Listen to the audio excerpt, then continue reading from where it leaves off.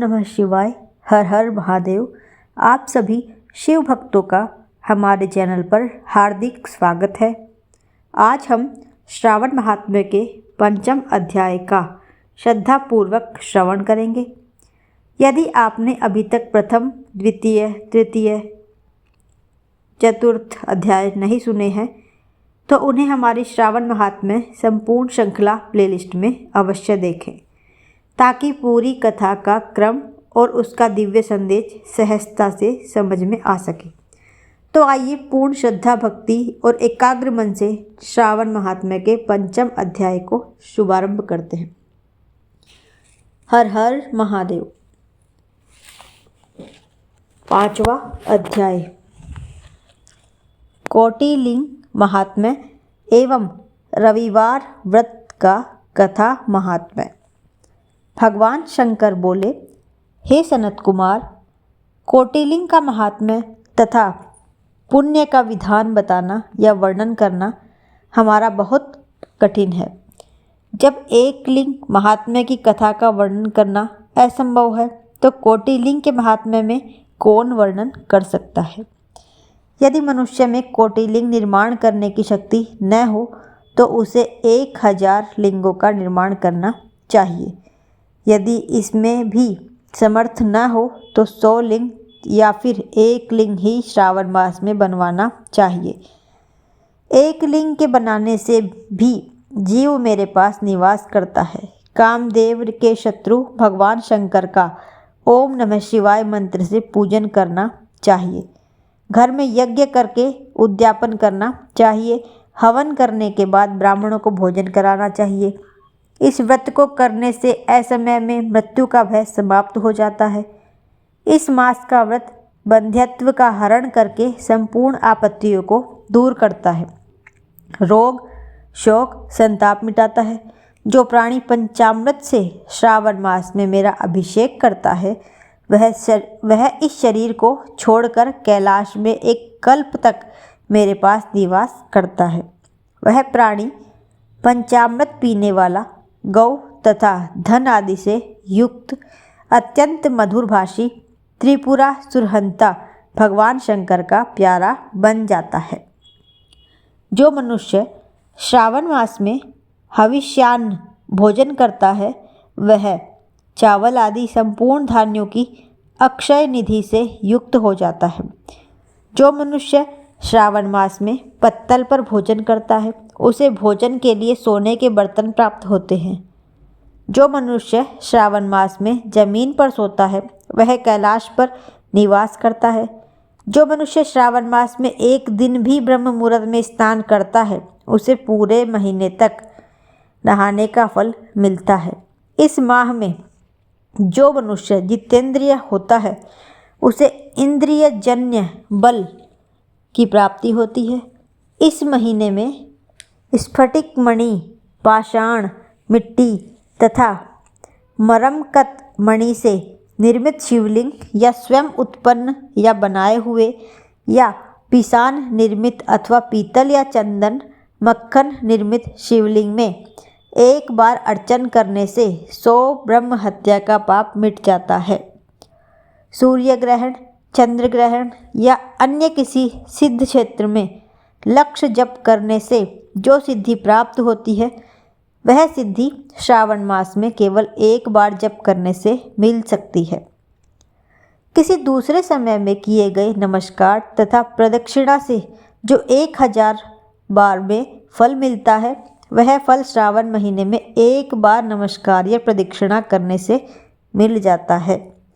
यह श्रावण मास बहुत अधिक प्यारा है मुझे। इस महीने में वेद पारायण करने पर सब वेदों मंत्रों की अधिक तरह सिद्धि हो जाती है।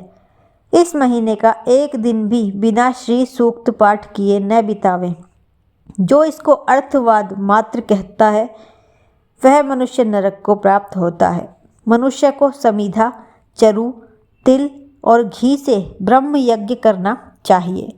धूप, गंध, पुष्प, नैवेद्य आदि के द्वारा अर्चना करनी चाहिए। भगवान शंकर के रूपों का यथोचित ध्यान कर शक्ति द्वारा कोटि होम, लक्ष्य होम और अयुत हवन करना चाहिए। तिलों का व्याहति मंत्रों द्वारा हवन करना चाहिए। इसी को ग्रह यज्ञ का नाम दिया गया है। हे सनत कुमार, अब मैं तुम्हें रविवार व्रत की कथा, महात्म्य, विधि तथा पारायण को बताता हूँ। उसे ध्यानपूर्वक सुनो। प्रतिष्ठानपुर में एक गरीब ब्राह्मण रहता था। उसका नाम सुकर्मा था। वह भिक्षा मांगकर गुजारा करता था। एक दिन वह एक गृहस्थ के घर में भिक्षा हेतु गया। वहाँ स्त्रियां रविवार का व्रत कर रही थी। उस ब्राह्मण भिक्षुक को देखकर उन स्त्रियों ने अर्चना सामग्री को ढक दिया।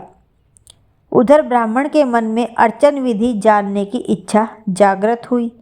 वह बोला, हे साध्वी महिलाओं, आप सबने इस व्रत की सामग्री को क्यों ढक दिया? आप दयालु हैं, कृपा करके मुझे भी इस व्रत को करने की विधि बताएं। मैं अपनी दरिद्रावस्था से दुखी हूँ। यह उत्तम व्रत श्रवण कर मैं भी इस व्रत को करना चाहता हूँ। इस व्रत के विधान तथा फल को मुझे भी बताइए। स्त्रियों ने कहा, हे ब्राह्मण देवता, यदि व्रत में उन्माद या प्रमाद अथवा विस्मरण, भक्तिहीनता या अनास्था करोगे तो यह व्रत निष्फल हो जाएगा। अतः इस व्रत को तुम्हें हम कैसे बता दें? ब्राह्मण बोला, मैं ऐसा नहीं करूँगा। उसकी ऐसी बात सुनकर उन महिलाओं में से एक प्रौढ़ महिला ने ब्राह्मण को उस व्रत की विधि बता दी। उसने बताया, श्रावण मास के शुक्ल पक्ष के पहले रविवार को मौन धारण कर प्रातः उठें, शीतल जल से स्नान कर पान के पत्ते पर 12 परिधि वाला मंडल लिखना चाहिए। उसे लाल चंदन से सूर्य नारायण के तुल्य गोलाकार लिखना चाहिए। उस मंडल में संज्ञा नाम वाली स्त्री सहित सूर्य का लाल चंदन से पूजन करना चाहिए। घुटने जोड़कर जमीन पर बैठकर सूर्य के 12 मंडलों पर अलग अलग लाल चंदन से युक्त लावा तथा जपा पुष्प से युक्त अर्घ्य को श्रद्धा भक्ति से सूर्य नारायण को दें। अर्घ्य को रक्ताशाप, जपा पुष्प और उपचारों द्वारा युक्त करें। नारिकेल बीज और खांड से युक्त सूर्य के मंत्रों को कहकर नैवेद्य दें। सूर्य का 12 मंत्रों द्वारा स्तवन करें, 12 बार नमस्कार करें, 12 बार प्रदक्षिणा करें और 6 सूतों को एक में मिलाकर उसमें 6 ग्रंथि लगावें। उस सूत्र को सूर्य नारायण को अर्पण कर अपने गले में पहन लें। 12 प्रकार के फल का बायना ब्राह्मण को दें। कुपात्र को इस व्रत की विधि नहीं बतानी चाहिए। हे द्विज, इस व्रत के करने से निर्धन धनवान हो जाता है, निसंतान पुत्रवान हो जाता है, कोढ़ी का कोढ़ मिट जाता है, रोगी का रोग मिट जाता है। प्राणी जिस वस्तु की इच्छा करता है वह उसको इस व्रत के प्रभाव से प्राप्त हो जाता है। श्रावण मास के महीने 4 या 5 जितने भी रविवार पड़े, सब रविवारों का व्रत करना चाहिए। व्रत के फल की प्राप्ति हेतु उद्यापन भी करना चाहिए। इस प्रकार रविवार का व्रत करने से कार्य सिद्धि होती है। गरीब ब्राह्मण रविवार के व्रत की विधि प्राप्त कर अपने घर को लौट आया। घर आकर उसने अपनी दोनों पुत्रियों को भी रविवार व्रत की कथा एक विधि से अवगत कराया। उस व्रत के सुनने और अर्पण तथा दर्शन मात्र से उसकी दोनों पुत्रियां सुंदर बन गई। उसी दिन से गरीब ब्राह्मण के घर लक्ष्मी जी निवास करने लगी। अब वह ब्राह्मण भगवान की कृपा से धन कुबेर बन गया। एक दिन वहाँ का राजा ब्राह्मण के घर के सामने से गुजर रहा था तो उसकी दृष्टि ब्राह्मण की रूपवती कन्याओं पर पड़ी। वह उनकी सुंदरता को देखकर ठगासा रह गया। राजा ने उन कन्याओं से विवाह करने का निश्चय कर महलों को लौट गया। राजा ने अपने पुरोहित को ब्राह्मण के यहाँ उसकी दोनों पुत्रियों से विवाह करने का संदेश लेकर भेजा। ब्राह्मण ने राजा का प्रस्ताव स्वीकार कर अपनी दोनों पुत्रियों का विवाह राजा के साथ कर दिया।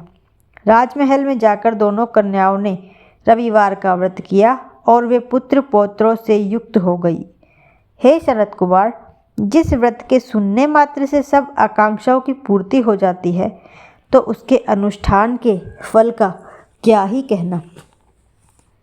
यहाँ पर हमारा अध्याय समाप्त होता है। अगर आप चैनल पर नए हैं तो चैनल को सब्सक्राइब करें, बेल आइकन को प्रेस करें और हमारे जो ये अध्याय हैं उन्हें अपने परिवार के साथ शेयर करें। अगले वीडियो में हम श्रावण महात्म्य के 6ठे अध्याय का पावन श्रवण करेंगे। ओम नमः शिवाय। हर हर महादेव।